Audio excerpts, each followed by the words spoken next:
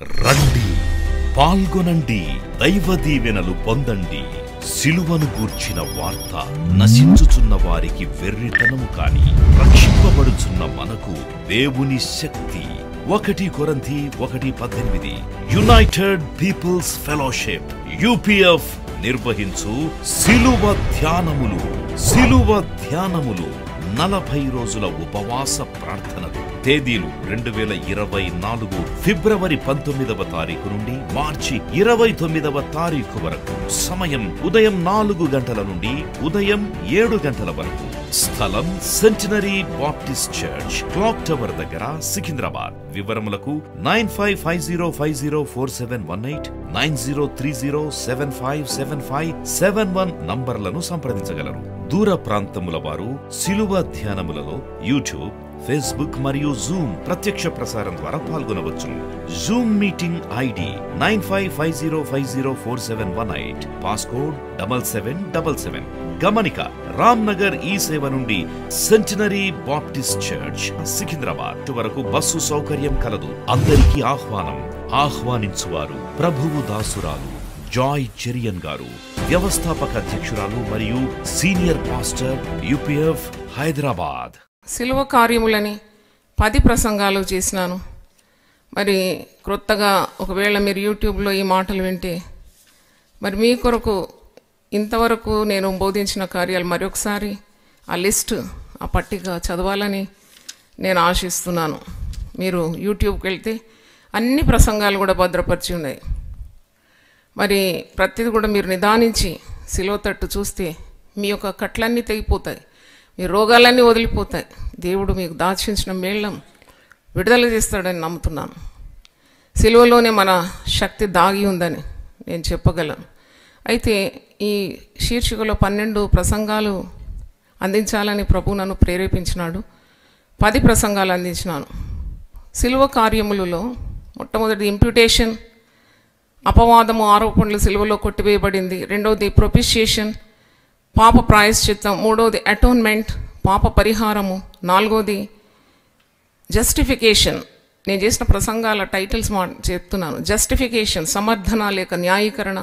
ఐదవది శాంక్టిఫికేషన్, పరిశుద్ధపరచబడుట. ఆరవది గ్లోరిఫికేషన్, మహిమపరచబడుట. ఏడవది రికన్సిలేషన్, సమాధానపరచబడుట. మరి 8 డెలివరెన్స్, విడుదల. 9 రీజనరేషన్, మరి నూతన సృష్టిగా మార్చబడుట. ప్రత్యామ్నాయం, మారుగా లేక బదులుగా యేసుక్రీస్తు మనకు బదులుగా చేసిన కార్యం సిలువలో. ఇవన్నీ ధ్యానించినాం. ఈరోజు divine exchange on the cross. సిలువ కార్యాల్లో ఇది చాలా ప్రాముఖ్యమైంది. అంటే సిలువలో మనకు కలిగిన మార్పిడి, అంటే ఎక్స్చేంజ్ ఆన్ ద క్రాస్, అది ఈరోజు మనం ధ్యానించబోతున్నాం. ఇది డివైన్ ఎక్స్చేంజ్ అంటే దైవిక మార్పిడి. అయితే దీనికి సంబంధించిన ఒక పాట ఉంది. ఆ పాట పాడిన తర్వాత నేను వాక్యంలోకి వెళ్తాను. అంటే ఈ పాటలో మనం ఏమేమి పోగొట్టుకున్నాం, ఏమేమి పొందుకున్నాం. సిలువ కార్యం ద్వారా మన దాస్యము పోయింది, మనము స్వతంత్రులమైనాం. పాపం అనే కాడి, సాతానుడు ఎప్పుడు కూడా మనల్ని పాపానికి ప్రేరేపించి పాపము మన మీద ప్రభుత్వం చేసే రీతిగా వాడు మనల్ని వెంటాడుతూ ఉంటాడు. కానీ సిలువ ద్వారా మనకు పాపము నుండి మరి విడిపింపబడి మనం స్వతంత్రులమైనాం. We became free. పాపపు బంధకాల నుండి, పాపపు కట్ల నుండి, పాపపు ఇచ్చల నుండి మనకు విడుదల కలిగింది. రెండవది చూసినప్పుడు చీకటి తొలగింది. చీకటి తొలగి గొప్ప వెలుగు మన జీవితాల్లో వచ్చింది. మూడవది ఈ పాటలో ఉన్న వచనాలు చదువుతున్నాను. పాపక్షమాపణ యేసు రక్తం ద్వారా కలిగింది. మరి మనకు ఆనందం కలిగింది. పాపము చేసిన వారికి ఎప్పుడు దుఃఖమే ఉంటుంది, ఎప్పుడు వారికి బాధ ఉంటుంది. పాపం చేసి సంతోషంగా ఉండేవాడు ఎవడున్నాడు ఈ లోకంలో? మన మనస్సాక్షి దెబ్బతింటుంది, దోషారోపణ చేస్తుంది, వానికి నెమ్మది ఉండదు. నరుని ఆత్మ యెహోవా పెట్టిన దీపం, అది ఎప్పుడు కూడా మాట్లాడుతుంది.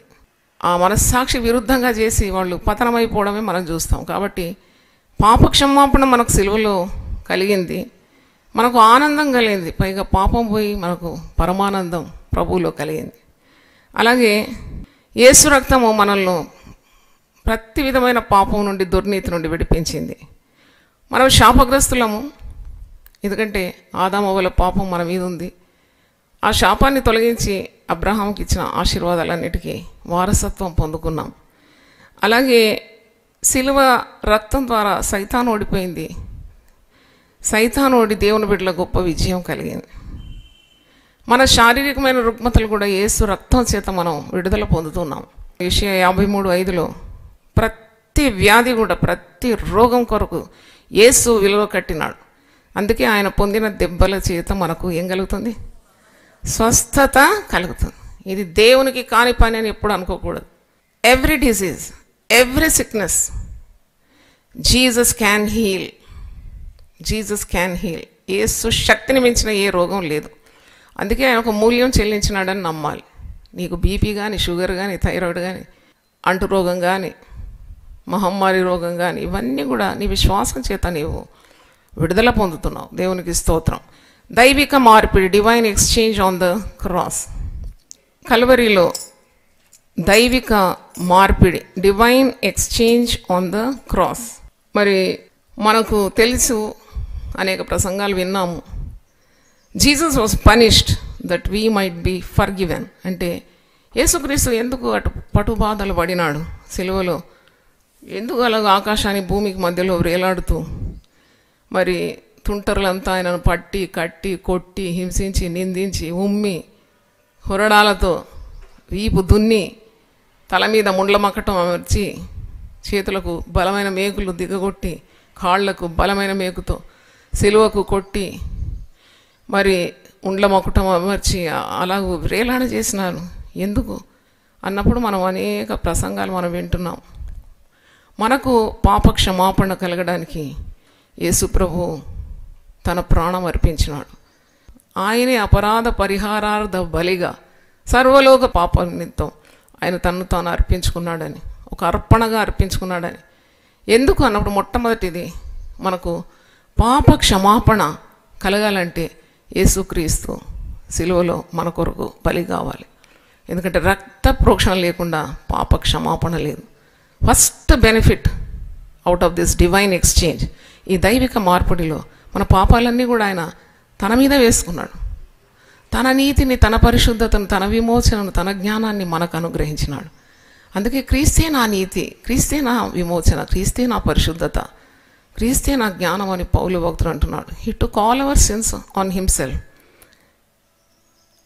తను తాను పాపమైపోయినాడు, మనకు పవిత్రతను, పరిశుద్ధతను, నీతిని అనుగ్రహించినాడు. మరి రెండవ చూసినప్పుడు ఎందుకు యేసు ప్రభు సిలువలో గాయపడినాడు అన్నప్పుడు మనము యెషయా 53:5లో మనం చదువుతాం. ఎందుకు ఇన్ని గాయాలు పొందినాడు యేసు ప్రభు అన్నప్పుడు దాని జవాబు అంటే ఒక దాదాపు 1000 సంవత్సరాల ముందే ప్రవక్త ప్రవచిస్తున్నాడు. యెషయా 53 యేసు ప్రభు యొక్క సిలువ త్యాగాన్ని ముందుగానే సూచిస్తుంది. అంటే ఇట్స్ ఎ ప్రాఫెసీ, ప్రవచనం అన్నమాట. యెషయా 53:5 మరొకసారి మనం చూద్దాం. యేసు క్రీస్తు అనుభవించిన శ్రమలన్నీ కూడా ఇక్కడ రాసి ఉంది. మన అతిక్రమ క్రియలను బట్టి అతడు గాయపరచబడెను, మన దోషములను బట్టి నలుగగొట్టబడెను, మన సమాధానార్థమైన శిక్ష అతని మీద పడెను, అతడు పొందిన దెబ్బల చేత మనకు స్వస్థత కలుగుతున్నది. మీకు ఏదైనా జబ్బు ఉంటే మీరు ఈ మాట రాయండి. అతడు అంటే యేసు ప్రభు పొందిన దెబ్బల చేత స్వస్థత నాకు కలుగుతుందని విశ్వసించి రాయండి. అంటే పలకడం ఒకటి, లేక వినడం మరొకటి, మనము ధ్యానించడం మరొకటి అయితే, అంటే నా అనుభవంలో నేను చెప్పగలను, దేవుని వాక్యాన్ని రాయడం మరి గొప్ప ధన్యత. అంటే నీ నరనరాల్లో, కణకణాల్లో అది ఇమిడిపోతుంది అన్నమాట. If you right. మరి సైన్స్ ఏమంటుందంటే, చాలా గొప్ప శాస్త్రజ్ఞులే అంటున్నారు, మీరు ఇలాగూ పెన్ ఇలా పట్టగానే సమ్ మిరకల్ ఈజ్ హ్యాపెనింగ్. మీరు మీ ఏకాగ్రత అంతా పేపర్ మీద పెడుతున్నారు, మీ ధ్యాస అంతా పెడుతున్నారు. అలాంటి ధ్యానయుక్తమైన రాత మీకు చాలా గొప్ప అద్భుతాలు చేస్తుందని. ఇవన్నీ తెలియకుండా నేను పరిశుద్ధాత్మ ప్రేరణతో మరి సంఘంలో మీరు వాక్యం రాయండి, వాగ్దానాలు రాయండి, మీకు ఏదైనా బాధ ఉంటే రాయండి, తప్పకుండా అది తొలగిపోతుంది, మిమ్మల్ని వదిలిపెట్టిపోతుందని చెప్పినాను. మరి సైన్స్ కూడా అదే పెద్ద వార్త దాని మీద వచ్చింది, రాయడం చాలా మేలని. ఎందుకంటే it takes your attention of the world. వేరే వేరే ధ్యాసాల నుండి ఒక్క దగ్గర ఏకాగ్రత వచ్చి అది రాయడం ద్వారా ధ్యానిస్తుండగా మంట పుడుతుంది. కాబట్టి జబ్బున్న వాళ్ళందరూ ఇది రాయాలి. అతడు పొందిన దెబ్బల చేత మనకేం కలుగుతుంది? స్వస్థత కలుగుతుంది, కలగాల్సిందే. ఒక మెసేజ్ వచ్చింది సింగపూర్ నుండి. మరి ఆ సహోదరికి మొత్తం ఇంటెస్టైన్స్ అంతా ఇన్ఫెక్ట్ అయిపోయింది. మరి ఈరోజు సర్జరీ ఉంది. అమ్మ చిన్నపిల్ల 28 ఏళ్ళు, ప్రార్థన చేయండి. అప్పుడు మరి ఒకవేళ ఆమె ఈ వాక్యం వింటుంటే, సింగపూర్ నుండి కూడా వింటున్నారు కదా, ఈ ప్రపంచం 4 దేశాల నుండి వాక్యం వింటున్నారు, తప్పకుండా ఇది రాస్తే సంపూర్ణమైన విడుదల వస్తుంది. ఇది సిలువలో జరిగిన మహత్కార్యం. అతడు పొందిన దెబ్బల చేత మనకు స్వస్థత కలిగింది. అంటే కేవలం ఆయన పాపాలే భరించినాడు, పాపులకు రక్షకుడు అని మాత్రం కాదు. సిలువలో చాలా కార్యాలు జరిగింది, ఎన్నెన్నో కార్యాలు జరిగింది. పాప క్షమాపణ జరిగింది, దాంతోపాటు రోగ నివారణ కూడా సిలువలో జరిగింది. చప్పలతో దేవుని స్తుతిద్దామా, హల్లెలూయా. అంటే యేసు ప్రభు కేవలం ఒక తలనొప్పి, కడుపు నొప్పిని బాగు చేస్తాడేమో, క్యాన్సర్ బాగు చేయలేడు, లేక మరొక మహమ్మారి రోగాన్ని నుండి విడిపించడానికి కాదు. Jesus can heal you of every disease. నమ్మాలి. ఆయన శరీరధారిగా ఉన్నప్పుడు ప్రతి రోగము, ప్రతి వ్యాధితో బాధపడుతున్న వారిని ఆయన దగ్గర తెచ్చి పాదముల దగ్గర పడేసినప్పుడు ప్రభు అందరిని ముట్టి స్వస్థపరిచినాడంట. దేవుని స్తోత్రం. వారందరూ బాగైనారని వాక్యంలో, యేసు పాదాల దగ్గర వచ్చిన వారు. కాబట్టి మొట్టమొదటిది మనం పాపములు క్షమింపబడుతుంది. రెండవది మన రుగ్మతలు లేక రోగము కుదురుతుంది సిలువ ద్వారా. ఆయనే భరించినాడు, ఆయన దెబ్బలు పొందినాడు, మనకు స్వస్థతనిచ్చినాడు. He took something from us and he gave something more blessed to us. మన అపరాధములను ఆయన తీసుకున్నాడు, మనకు పాప క్షమాపణ ఇచ్చినాడు, మన రోగములను ఆయన భరించినాడు. ఆయన పొందిన దెబ్బల చేత మనకు స్వస్థత కలుగుతుంది. మూడోది చూడండి, Jesus was made sin with our sinfulness that we may be made righteous with his righteousness. అంటే మనల్ని ఆయన నీతి మంతులుగా తీర్చడానికి ఆయన పాపిగా సిలువలో వేలాడినాడు.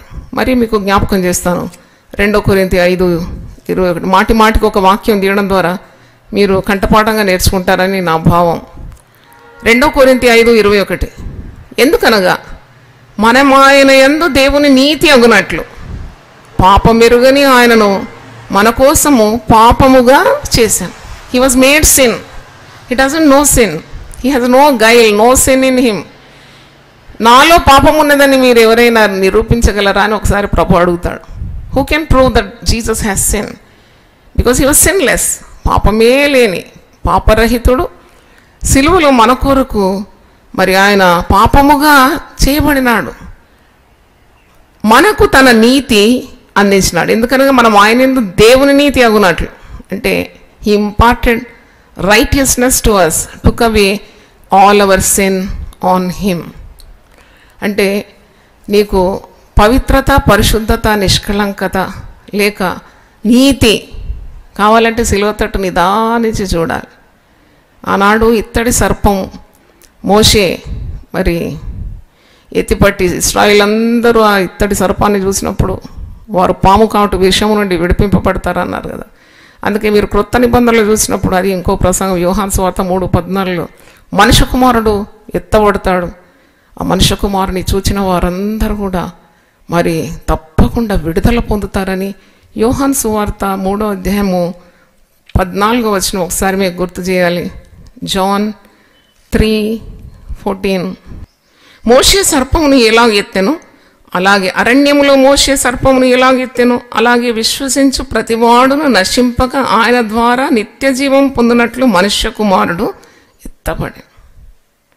అంటే యేసు వైపు చూస్తున్నప్పుడు మనకు ఎన్ని సిలువ సిరులు. నిజంగానే మరి ఒక సహోదరి చెప్పినట్లు మీరు అన్నీ రాసినారు, నామాలు, వాగ్దానాలు, ఆదేశాలు, పిల్లల దీవెనలు, మరి ప్రొటెక్షన్ ప్రామిసెస్ అని ఇవన్నీ రాసినారు కదా. సిలువ సిరులు కూడా రాయాలి.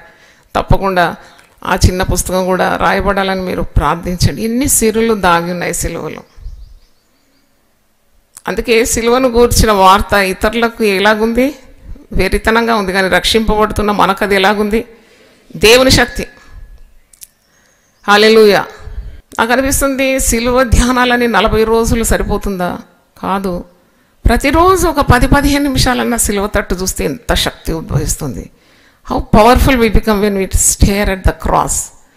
కాబట్టి ఇవన్నీ కూడా మరి సిలువలో మన కొరకు ఇమిడి ఉందని మనం గ్రహించాలి. Jesus tasted death for us that we might share his life. చూడండి, యేసు ప్రభు మరణించినాడు అంటే దేవునికి మరణం ఉంటుందా అని మనం అనుకుంటాం కదా. Did God die? God never dies. Is the author of life. ఆయన మన జీవమునకు ఆధారభూతుడు, ప్రాణమునకు ఆయుస్సునకు ఆయన మూలమైన వాడు. ఆయన ఎలా చనిపోతాడు? కానీ ఆయన మరణము రుచి చూసినాడు. మనందరం కూడా ఆయన జీవమును రుచి చూడడానికి ఆయన మరణమై 3వ రోజు తిరిగి పునరుద్ధానుడైనాడు. దేవునికి స్తోత్రం. చప్పలతో దేవుని స్తుతిద్దామా? Hallelujah. He tasted death for us that we might share his life. అందుకే అంటాడు యోహాను సువార్త 10:10లో, నేను జీవము, సమృద్ధి అని జీవము నా గొర్రెలకు ఇవ్వడానికి నేను వచ్చినాను. Abundant life in Jesus. అది కేవలం it's possible only through his sacrifice of his life on the cross. ఆయన మరణించినందుకు మనం జీవంలోకి దాటిపోయినాం. అందుకే నా యందు విశ్వాసం ఉంచేవాడు నశింపక నిత్య జీవమును అందుకుంటాడు. హల్లెలూయా.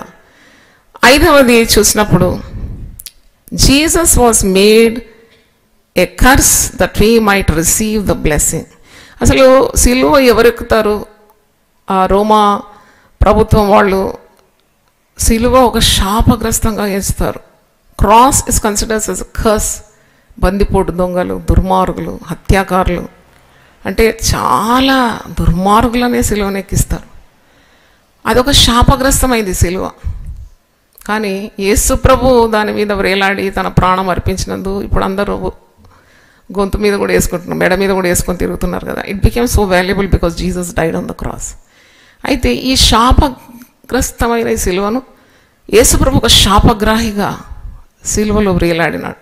ఎందుకు అంటే డివైన్ ఎక్స్చేంజ్. ఈ దైవిక మార్పిడి ఏంటంటే మన శాపాలన్నీ కూడా ఆయన సిలువలో భరించి మనకు అబ్రహాముకు దేవుడిచ్చిన ఆశీర్వాదాలన్నిటికీ మనల్ని ఏం చేస్తున్నాడు? వారసులా చేసి. చప్పట్లు కొట్టి దేవుని స్తుతిద్దామా? హల్లెలూయా. ఇది మన కోసం ఆయన శాపముగా మారినాడని వాక్యంలో ఉంది. ఆయన శాపగ్రాహి ఆయన. గలతీలకు రాసిన పత్రిక 3వ అధ్యాయం 14వ వచనంలో కూడా అదే మాట మనం చూస్తాము. అబ్రహాముకు దేవుడు ఇచ్చిన ఆశీర్వాదాలన్నిటిని కూడా శాపగ్రస్తులమైన మనకు దేవుడు సిలువ ద్వారా ఆయన శాపగ్రాహిగా మారి మనకు అట్టి ఆశీర్వాదాలను అనుగ్రహించినాడని గలతీ 3:14లో ఉంది. ఆత్మను గురించిన వాగ్దానము విశ్వాసం వలన మనకు లభించినట్లు అబ్రహాము పొందిన ఆశీర్వచనం క్రీస్తు యేసు ద్వారా అన్యజనుల్లో కలుగుటకై క్రీస్తు మన కోసము శాపమై మనల్ని ధర్మశాస్త్రం యొక్క శాపము నుండి విమోచించాను. ఇందును గురించి మ్రాను మీద వేలాడిన ప్రతివాడు శాపగ్రస్తుడని వ్రాయబడి ఉన్నది. మ్రాను మీద వేలాడిన ప్రతివాడు కూడా శాపగ్రస్తుడు. మరి యేసు ప్రభు రాను మీద వేలాడి మన శాపములన్నిటినీ భరించి మనకు మరి దేవుడు అబ్రహాముకు అనుగ్రహించిన ఆశీర్వాదాలన్నిటికి కూడా మనల్ని వారసులుగా చేసినాడు. దేవుని స్తోత్రం. అంటే శాపమును తొలగించి దీవెనను మనకు అనుగ్రహించినాడని మనం గ్రహించాలి. దేవునికి స్తోత్రం కలుగునుగాక. అంటే కొందరు శాపాలకు భయపడతారు కదా, నోరు తెరిచి మమ్మల్ని శపిస్తే మాకు శాపం వస్తుందని. కానీ కారణం లేని శాపం ఏది తగలదు దేవుని బిడ్డలకు. హేతువు లేని ఏ శాపం కూడా తగలదు. అది పిచ్చుకల్ని నెత్తి మీద నుండి ఎగిరిపోయినట్టు ఎగిరిపోతుంది అంతే. కానీ అందుకే ఎందుకంటే he has borne our curses. మన శాపాలన్నీ కూడా యేసు ప్రభు భరించినాడు. తర్వాత 6వది, Jesus endured our poverty that we might share his abundance. అంటే ఇప్పుడు అన్య మార్గాల్లో ఉన్నవారు యేసు ప్రభు ఇలాగూ సిలువలో వేలాడినాడంటే ఒక తీరుగా వారు ఎగతాళి చేస్తారు. ఏంటి, మీ దేవుడు పేదవాడు, వస్త్రహీనుడై ఇలాగూ వ్రేలాడుతున్నాడు ఏంటి, ఆయన పుట్టుక కూడా ఒక వడ్రంగి కుటుంబంలో పుట్టినాడు, పేద వడ్ల కన్య గర్భంలో ఉద్భవించినాడు అంటే మనం నమ్ముతున్నాము ఆయన రాజులకు రాజు, ప్రభులకు ప్రభు, సమీపింపరాని తేజస్సులో ఆయన మాత్రమే నివసించేవాడు, అమరత్వం గలవాడు. మరి ఎందుకు ఇంత దీన దరిద్రత అనుభవించినాడు అంటే అది కూడా ఒక ఎక్స్చేంజ్ ఆన్ ద క్రాస్. అది పౌలు భక్తుడు ఇలాగ రాస్తున్నాడు 2 కొరింథీ 8వ అధ్యాయం 9వ వచనంలో, మీరు మన ప్రభు అయిన యేసు క్రీస్తు కృపను ఎరుగుదురు కదా. 2 Corinthians 8:9, మీరు మన ప్రభు అయిన యేసు క్రీస్తు కృపను ఎరుగుదురు కదా, ఆయన ధనవంతుడై ఉండి మీరు తన దారిద్ర్యం వలన ధనవంతులు కావాలని మీ నిమిత్తము దరిద్రుడాయ. అంటే శ్రీమంతుడు, మనకు తెలుసు శ్రీమంతుడు. ఈరోజు కూడా నేను ఈ మాట గుర్తొచ్చింది నాకు. నేను సిద్ధపడుతున్నప్పుడు శ్రీమంతుడు అనే నామం గుర్తొచ్చింది. 40 రోజుల ప్రయాణము, ఇది చాలా మహత్తరమైన కార్యం కదా అని నేను ఇలాగూ మానవ తలంపు రాగానే వెంటనే పరిశుద్ధాత్ముడు శ్రీమంతుడు అనే ఒక మాటను నాకు సుత్తె కొట్టినట్టు అనిపించింది. నా ప్రభు శ్రీమంతుడు, తన ఐశ్వర్యం చొప్పున క్రీస్తు యేసునందు మరి ప్రతి అవసరత కూడా ఆయన తీరుస్తాడు అని నాకు ఎంత విశ్వాసం వచ్చిందో. అయ్యో, నా ప్రభు శ్రీమంతుడు, సిలువలో దరిద్రుడుగా వేలాడినాడు. ఆయన దారిద్ర్యం వలన మరి మనమందరం కూడా ధనవంతులు కావాలని ఆయన దరిద్రుడు. ఆయన ఎంత గొప్ప ప్రభు కదా. ఎంతమంది మరి యేసు ప్రభు పేరు చెప్పుకొని బ్రతుకుతున్నారు కదా, ఎంతోమంది. అంటే అందరు కాదు, ఏ ఉద్యోగం లేకుండా సేవ అని చెప్పి సంకల బైబిల్ పట్టుకొని తిరుగుతూ ఉంటారు. అంటారు కదా, చెట్టు పేరు చెప్పి చింతకాయలు అమ్ముకున్నట్టు. వానికి ఆత్మ ఉండదు, వానికి పిలుపు ఉండదు, ఏమి లేదు, ఏదో 4 రాళ్ళు సంపాదించుకోవాలి అంటే వాళ్ళు కూడా ధనవంతులు అయిపోతున్నారు. చూడండి, ఇది చాలా గొప్ప కార్యం. ప్రభు సిలువలో ఈ ఆశీర్వాదం మనకు అనుగ్రహించినాడు. మన పేదరికం భరించినాడు, అన్నీ భరించినాడు. కల్వరిగిలిలో శిలువ భారం భరించినాడు అంటే అన్నీ భరించినాడు. మనం ఎక్స్చేంజ్ చేసుకుని బార్టర్ సిస్టమ్ అంటారు కదా, మనకున్నవి ఏదో ఇస్తే వాళ్ళకు కలిగినది మనకి ఇస్తారు. Both are happy. చూడండి, మనం వీధుల్లో గుండా వెళ్తారు, పాత బట్టలకు కొత్త గిన్నెలు అని అంటుంది. ఇది ఏదో పాత బట్టలు ఇస్తే కొత్త గిన్నెలు ఇస్తుంది. అయితే ఆమెను పిలుస్తాము, పాత బట్టలు అన్నీ ఇచ్చేస్తుంటే ఏదో కొత్త కొత్త గిన్నెలు ఇస్తుంటుంది. అంటే మీకు అర్థం కావాలని చెప్తున్నాను, మన పాత రోత భ్రష్టమైన బ్రతుకు శాపగ్రస్తమైంది, మరి రోగంతో కూడింది. ఈ పనికిరాని జీవితాన్ని ప్రభుకు అప్పగిస్తే ప్రభు మనకు సిలువ ద్వారా ఆశీర్వాదము, ఐశ్వర్యము, జీవము, సమృద్ధి, ఎన్నెన్ని ఆశీర్వాదాలు సిలువ ద్వారా ఉన్నాయి. దేవునికి స్తోత్రం, హల్లెలూయా. మనల్ని ధనవంతులు చేయడానికంట. అదెంత మంచి మాట. ఇప్పుడు నేను మిమ్మల్ని అడుగుతాను, మీలో ఎంతమందికి ధనవంతులు కావాలన్నట్టు మీరు ఇట్లా పెట్టుకుంటారా చెయ్యి? ఎప్పుడు పెట్టుకోరు. మీకు ఎంతమందికి ఆస్తి కావాలంటే ఇట్లా పెట్టుకుంటారా? లేదు, ఆస్తి కడతారు. అమ్మా, నిన్న కూడా ఒక చదివాడు, మాకు కొత్త ఇల్లు కావాలమ్మా. అప్పుడు నాకు మనసులో ఒక మాట మెదిలింది, ఈమెకు కొత్త ఇల్లు కావాలి. మా తల్లి కూడా ప్రార్థన చేసేది. మేము 6గురం అయితే, అమ్మ ప్రతి ఒక్కరు కూడా సొంత గృహం ఉండాలి, నా పిల్లలు కిరాయి కట్టొద్దు, నా పిల్లలకు సొంత గృహం ఉండాలని ప్రార్థన చేసింది.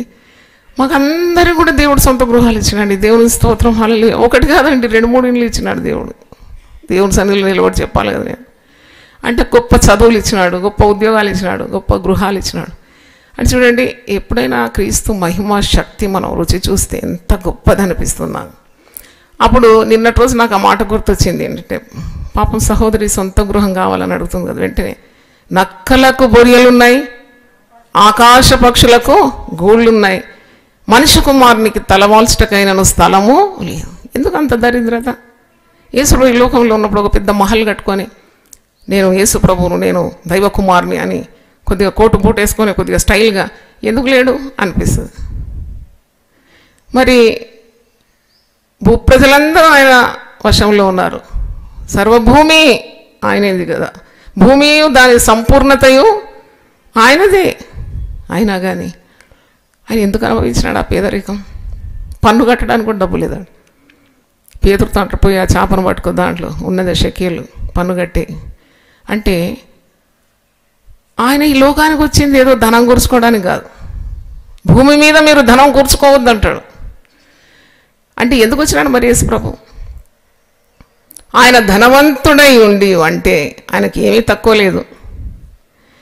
కానీ తన దారిద్ర్యం వలన మీరు ధనవంతులు కావాలని మీ నిమిత్తము ఆయన దరిద్రుడాయను. హల్లెలూయా. 2 కొరింథీ 8:9 ఇప్పుడు గుర్తు రావాలి మీకు ఇల్లు లేదన్నా, వాకిలు లేదన్నా, డబ్బులు లేదన్నా. నాకు చాలా సంతోషం అనిపించింది. అమ్మో, దేవుడు ఒక మందిరం ఇవ్వడం మనకు తప్పకుండా ఇస్తాడు. మీరు నమ్మితే గట్టిగా చప్పట్లు కొట్టండి. నేనేదో నమ్ముతున్నాను, పూర్తి విశ్వాసం నాకు. నేను దేవుని మహిమను చూస్తాను తప్పకుండా. అయితే ఎందుకంటే ఆయన తను ప్రేమించే వారిని పేదరికంలో ఉంచడు, వారిని ఆస్తికర్తలుగా చేస్తానన్నాడు. వారి నిధులను ఏం చేస్తానన్నాడు? నింపుతాడు. అప్పు ఇచ్చేవారిగా ఉంటారట, వాడు అప్పు పుచ్చుకోకుండా ఉంటారంట. ఎంతో గొప్ప కార్యము. దేవునికి స్తోత్రం. ఎన్ని ఆశీర్వాదాలు అయింది ఇప్పుడు? 6, 7 చూడండి. Jesus bore our shame that we might share his glory. చూడండి, పాపము, అతిక్రమము లేక తప్పులు చేస్తే సిగ్గు, అవమానము, నిందలు ఇవన్నీ వస్తాయి, తప్పకుండా వస్తాయి. పట్టుబడనంత మాటుకు కొద్దిగా తప్పించుకుంటారు, కానీ పాపం తప్పకుండా ఏమవుతుంది? పట్టుబడుతుంది. నేను ఒక ప్రసంగంలో చెప్పాను, పాపము చేసిన వాడు తప్పకుండా చేదు ఫలాన్ని అనుభవిస్తాడు. పాపం ఎప్పుడు దాగి ఉండదు, అటం బాంబు పేలినట్టు పేలుతుంది ఒకరోజు. అప్పుడు అందరూ చూస్తారు, అయ్యో వీడు ఇంత పాపం చేసినవాడా, దరిద్రుడు అని అనుకుంటాను. అయితే అవమానం కలుగుతుంది, ఎన్ని నిందలు కలుగుతుంది పాపం ద్వారా. నన్ను అడిగితే పాపం ద్వారా ఒరిగింది ఏది లేదు. షేమ్, అవమానం తీసుకొస్తుంది వ్యక్తికి. అయ్యో వాడు బైబిల్ పట్టుకుంది మనుషులందరినీ మోసం చేసినాడు కదా అని అంటారు కదా. అంటే సిగ్గు, అవమానము, తృణీకారము ఇవన్నీ కలుగుతుంది పాపం ద్వారా. కానీ యేసు ప్రభు ఈ డివైన్ ఎక్స్చేంజ్ ద్వారా చూడండి, ఏ పాపి అయినా యేసు ప్రభు నామంలో విశ్వసించి వాడు రక్షణ మార్గంలో వస్తే వాడు భక్తుడైపోతున్నాడు. చూడండి, కొత్త పేరు వానికి, కొత్త పేరు దేవుడు అనుగ్రహిస్తాడు. మునుపటి జీవితం చూసినప్పుడు వారు ఎన్ని పాపాలు చేసినాడు, ఎంతమందిని ముంచినాడు, ఎంత ద్రోహం చేసినాడు, ఎంతగా కుటుంబానికి కన్నీరు తీసుకొచ్చినాడు. కానీ క్రొత్తగా మారిపోయినాడు. అంటే ఇది డివైన్ ఎక్స్చేంజ్, ఇది మార్పిడి. ప్రభు తన శిలువ మరణం ద్వారా వీరికి వచ్చిన పాపం ద్వారా వచ్చిన సిగ్గు, అవమానం, నిందలన్నీ కూడా కొట్టివేసి మహిమతో అలంకరిస్తున్నాడు. దేవుని స్తోత్రం. హల్లెలూయా.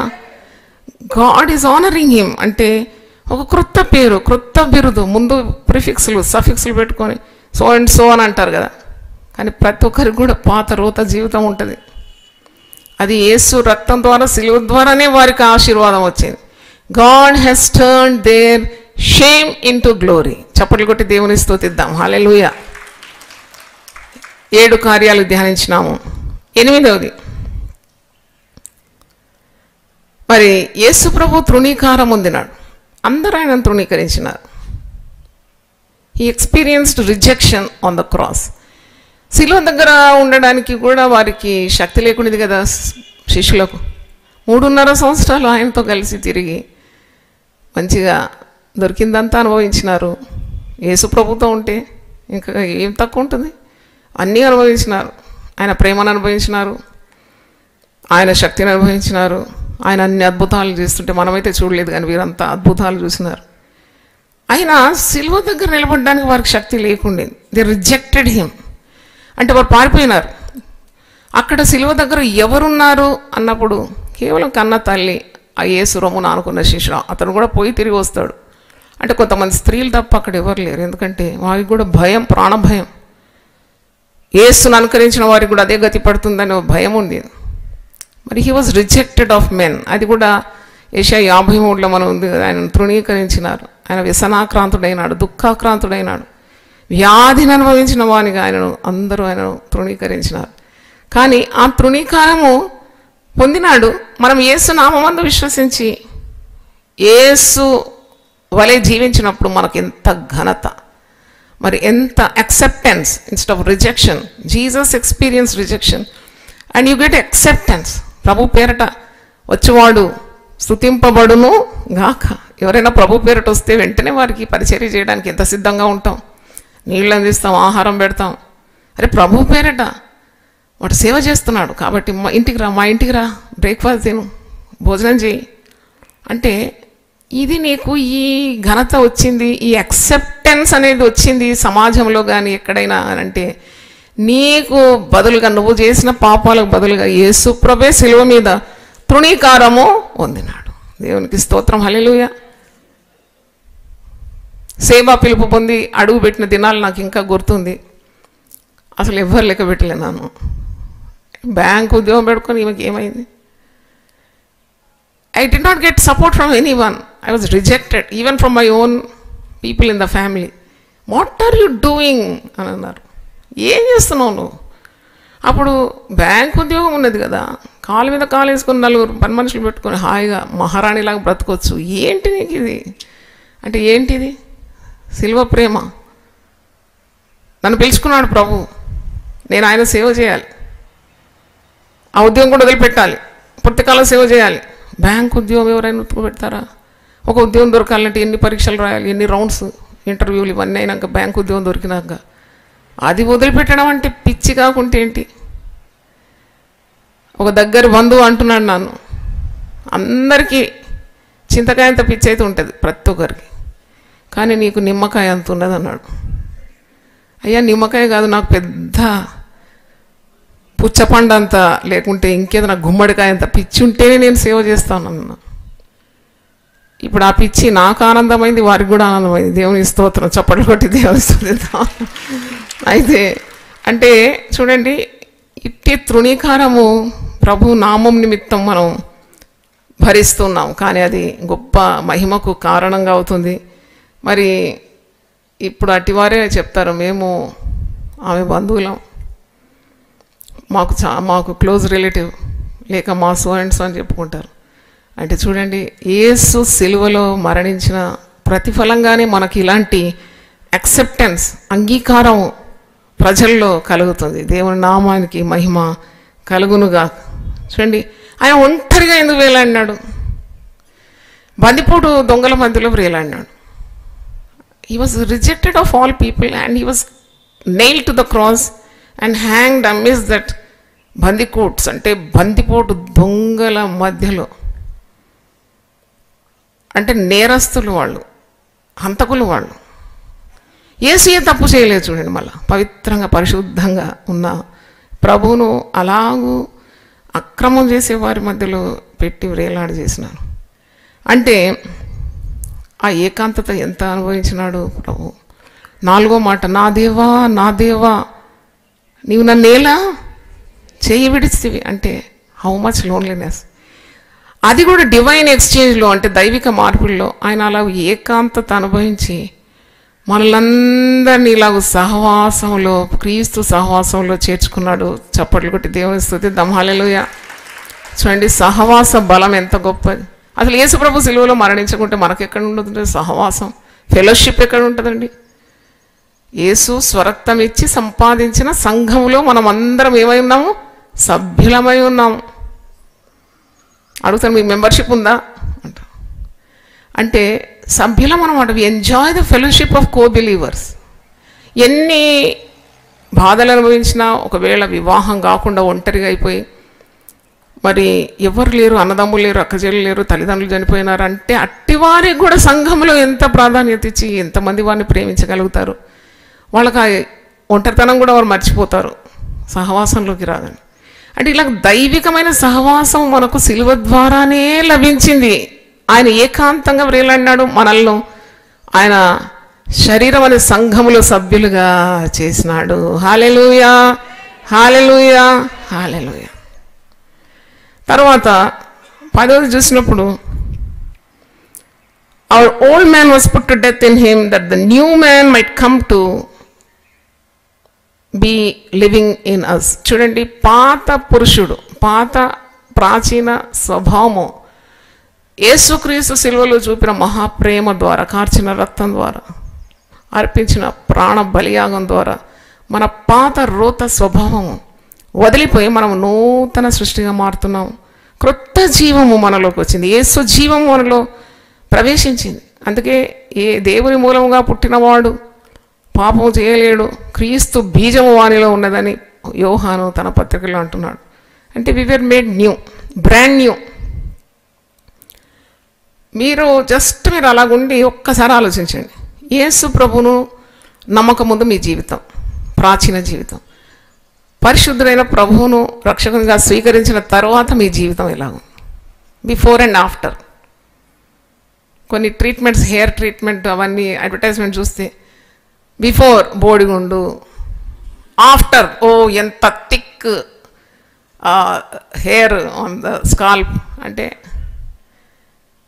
కొన్ని బ్యూటీ సెంటర్స్ కూడా ఇట్నే బిఫోర్ ముఖం ఎంత వికారం ఉంది, తర్వాత బ్యూటీ ట్రీట్మెంట్ అయినాక ఎంత అందంగా ఉంది, బొటోక్స్ అవన్నీ ఇంజెక్షన్స్ ఇచ్చి ముసలితం అంతా పోయి యంగ్ లుక్ వచ్చిందని ఇలాగంటారు కదా.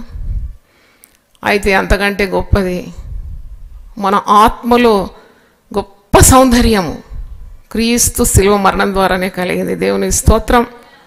పగ, ఈర్ష్య, కోపం, కళ్ళ, అబద్ధాలు, మరి వైరాగ్యం, ఇవన్నీ కూడా శిలువ రక్తం ద్వారా కడగబడి ప్రేమ, సంతోషం, సమాధానం, దీర్ఘశాంతం, విశ్వాసం, సాత్వికం, దయాళుత్వం, మంచితనం, వారేనా వీరు అన్నట్టు మారిపోయినాం. దేవునికి స్తోత్రం. హల్లెలూయా. ఈ 10 కార్యాలు మీరు జ్ఞాపకం ఉంచుకోవాలి. Divine exchange on the cross, శిలువ కార్యములు అన్నప్పుడు ఈ 10 కార్యాలు కూడా మీ మదిలో మెదలాలి. 1, మనము క్షమాపణ పొందు నిమిత్తం ఆయన గాయపరచబడినాడు. 2వది, ఆయన పొందిన దెబ్బల చేత మనకు స్వస్థత లభిస్తుంది. 3వది, మనము పరిశుద్ధులగుటకు దేవుని నీతిని మనం పొందుకున్నట్లు ఆయన పాపముగా, మన కోసము పాపముగా మరి సిలువలో వ్రేలాడినాడు. తర్వాత ఆయన జీవము మనం అనుభవించినట్లు ఆయన మరణాన్ని సిలువలో రుచి చూచినాడు. మనము ఆశీర్వాదానికి వారసులగుటకు ఆయన శాపగ్రాహిగా సిలువలో వ్రేలాడినాడు. తర్వాత మన కోసం, మనల్ని ధనవంతులు చేయడానికి ఆయన సిలువలో దరిద్రుడిగా వ్రేలాడినాడు. తర్వాత సిగ్గు, అవమానము ఆయన అందుకున్నాడు. మనకు ఘనతను, మహిమను, గొప్ప పేరును, ఖ్యాతిని సిలువ ద్వారానే మనం పొందుకుంటున్నాం. అందరి చేత తృణీకరింపబడినాడు. 8వది, కానీ మనము అందరి చేత మరి యాక్సెప్టెన్స్ అంటే అంగీకారం పొందుకున్నట్లు సిలువ మరణాన్ని ఆయన అనుభవించినాడు. అవును, యేసు పేరట నీకు తప్పకుండా అంగీకారమే ఉండేది. నువ్వు క్రైస్తవ బిడ్డగా కొన్నిసార్లు మనము నిందలు భరించాల్సి వస్తుంది. క్రీస్తు నామం నిమిత్తం హింసింపబడుతున్నాము, ప్రాణం పెడుతున్నాము, హతసాక్షులుగా మారుతున్నాము. అది కాదు నేననేది. నీవు పొందిన అవమానం ప్రతిగా నీవు ప్రభు యొక్క మరణం ద్వారా, అంటే ఆ తృణీకారం, rejection of people, then acceptance of people, ఇవన్నీ సిలువ ద్వారా నీకు లభించి, ఏకాంతత కూడా యేసు ప్రభు సిలువలో అనుభవించి నిన్ను ఒక సహవాసంలోకి చేర్చినాడు. సంఘములో సభ్యుని అయిపోయినావు.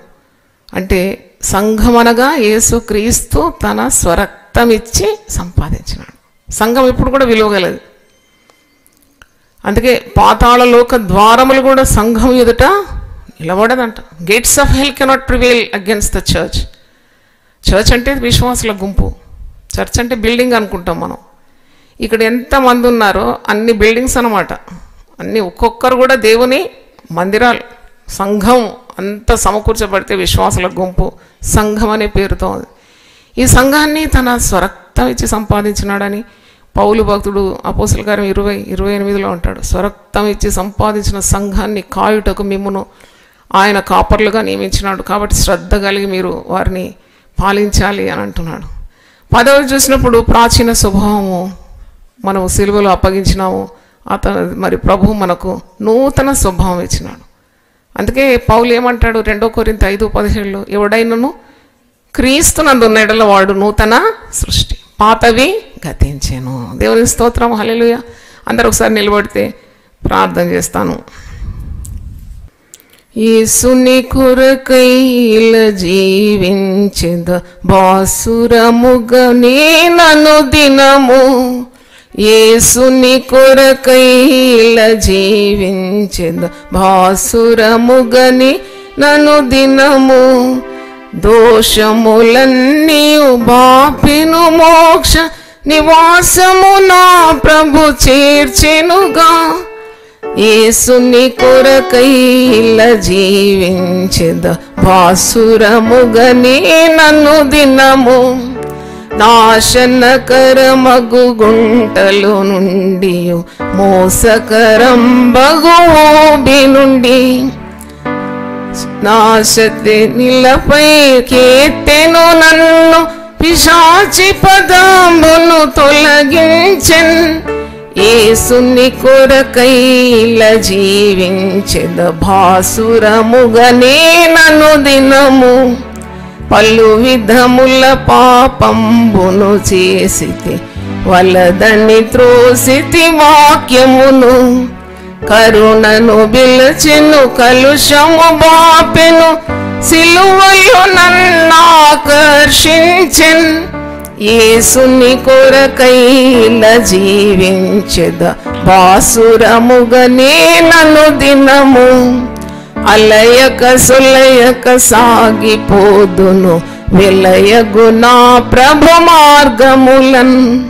కలిగెను నెమ్మది కలువరి గిరిలో విలువగు రక్తము చిందించిన ప్రభు. యేసుని కొరకై ఇలా జీవించెద బాసురముగా నేనను దినము. శోధన బాధలు శ్రమలిల కలిగిన ఆదుకొనును నా ప్రభు అనిశం.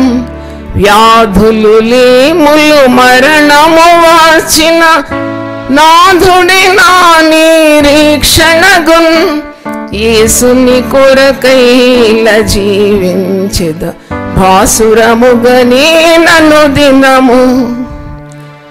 అర్పించెను తన ప్రాణము నాకై రక్షించెను నా ప్రియ ప్రభువు. అర్పింతును నా యావజ్జీవము రక్షకుడేసుని సేవింపన్. యేసుని కొరకై ఇలా జీవించెద బాసురముగా నేనను దినము. దోషములన్నీయు బాపెను మోక్ష నివాసమున ప్రభు చేర్చునుగా. యేసుని కొరకై ఇలా జీవించెద బాసురముగా నేనను దినము. ప్రార్థన చేసుకుందాం. ప్రభువా, ఎంత గొప్ప కార్యము మాకు సిలువలో నువ్వు నిర్వహించినావు. సిలువ కార్యములను 11 ప్రసంగం మేము ధ్యానించినాం. సిలువలో దైవికమైన మార్పిడి. మేము నీచులము, అయోగ్యులము, దరిద్రులము, తృణీకారం పొందిన వారం. ఏ ఘనత, ఏ యోగ్యత మాకు లేదు ప్రభువా. కేవలం నీ యందు విశ్వాసం ఉంచడం ద్వారా మా పాపమేమి, మా రోగమేమి, మా శాపమేంటి, మా అవకతవకలన్నీ కూడా నువ్వు భరించినావు సిలువలో. మాకు పైగా జీవాన్ని ఇచ్చినావు, క్రొత్త హృదయం ఇచ్చినావు, నూతన హృదయాన్ని ఇచ్చినావు, ఐశ్వర్యం ఇచ్చినావు, జ్ఞానం ఇచ్చినావు, ఆరోగ్యం ఇచ్చినావు ప్రభువా. పాత రోత స్వభావాలు తొలగించి క్రొత్త నూతనమైన స్వభావాన్ని అనుగ్రహించినావు. ఎన్నెన్ని కార్యాలు మేము వివరించాలి ప్రభువా. నాయన, వివరించలేము నీ యొక్క గొప్ప ఐశ్వర్యము సిలువలో. నీ మహిమయదేశ్వరము ఎంత గొప్పది, అది వర్ణనకు మించినది కనుక నీకు వందనాలు చెల్లిస్తూ, ఇప్పుడైనా నీ తట్టు తిరగడానికి మీరు అనేకులతో మాట్లాడాలని పౌలు భక్తుడు చెప్పిన రీతిగా సిలువ ఎందే నా అతిశయం, మరి ఏ అతిశయమైనా నాకు దూరం అవును గాక. సిలువే నా జ్ఞానము, మరి ఎట్టి జ్ఞానం కూడా నేను పొందుకోవడానికి ఆశించలేదు అంటున్నాడు. మరి నీవు సెలవిచ్చినావు లూకా సువార్త 9:23లో, ఎవడైనా నన్ను వెంబడింపగోరినేళ్ళ వాడు తను తాను ఉపేక్షించుకుని ప్రతి దినము తన సిలువనెత్తుకొని నన్ను వెంబడించాలను. ఇంత మహిమగల సిలువ త్యాగం కొరకు మీకు వందనాలు చెల్లిస్తున్నాను ప్రభా. దేవుని వాక్యం విన్న ప్రతి ఒక్కరిని మీరు ఆశీర్వదించండి. యూట్యూబ్లో జూమ్లోనేమి బిడ్డలందరినీ మీరు ఆశీర్వదించమని, ఇంకా ఇంకా మాతో మాట్లాడమని యేసు పరిశుద్ధ నామములో అడుగుతున్నాను తండ్రి, ఆమేన్. హల్లెలూయా. తండ్రి అయిన దేవుని ప్రేమ, యేసు క్రీస్తు కృప, పరిశుద్ధాత్మ సహవాసం మనందరితో సదాకాలం మరి ఉండును గాక. Amen, amen. God bless you. రండి, పాల్గొనండి, దైవ దీవెనలు పొందండి. సిలువను గూర్చిన వార్త నశించుచున్న వారికి వెర్రితనము కాని, రక్షింపబడుచున్న మనకు దేవుని శక్తి. 1 కొరింథీ 1:18. యునైటెడ్ పీపుల్స్ ఫెలోషిప్ UPF నిర్వహించు సిలువ ధ్యానములు. 40 రోజుల ఉపవాస ప్రార్థనలు. తేదీలు 2024 ఫిబ్రవరి 19వ తారీఖు నుండి మార్చి 29వ తారీఖు వరకు. సమయం ఉదయం 4 గంటల నుండి ఉదయం 7 గంటల వరకు. స్థలం centenary Baptist church, clock tower దగ్గర, సికింద్రాబాద్. వివరములకు 9550504718, 9030757571 నంబర్లను సంప్రదించగలరు. దూర ప్రాంతముల వారు సిలువ ధ్యానములలో యూట్యూబ్, ఫేస్బుక్ మరియు జూమ్ ప్రత్యక్ష ప్రసారం ద్వారా పాల్గొనవచ్చు. Zoom meeting ID 9550504718, passcode 7777.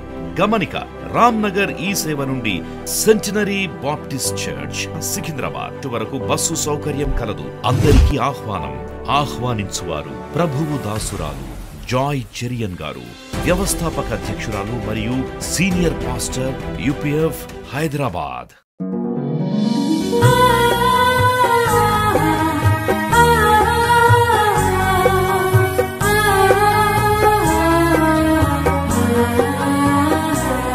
నీ ధనము నీ ఘనము ప్రభు యేసుదే, నీ దశమా భాగము నీయ వెనుదీతువా.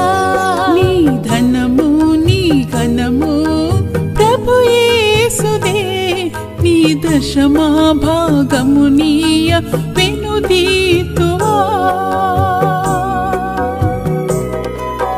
ధరలోన ధనధాన్యములనీయగా కరుణించి కాపాడి రక్షింపగా.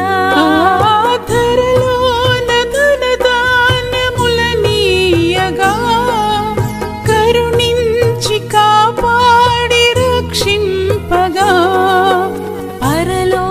పరలోకనాదుండు నీకీయగా మరి యేసు కొరకీయ వెనుదీతువా.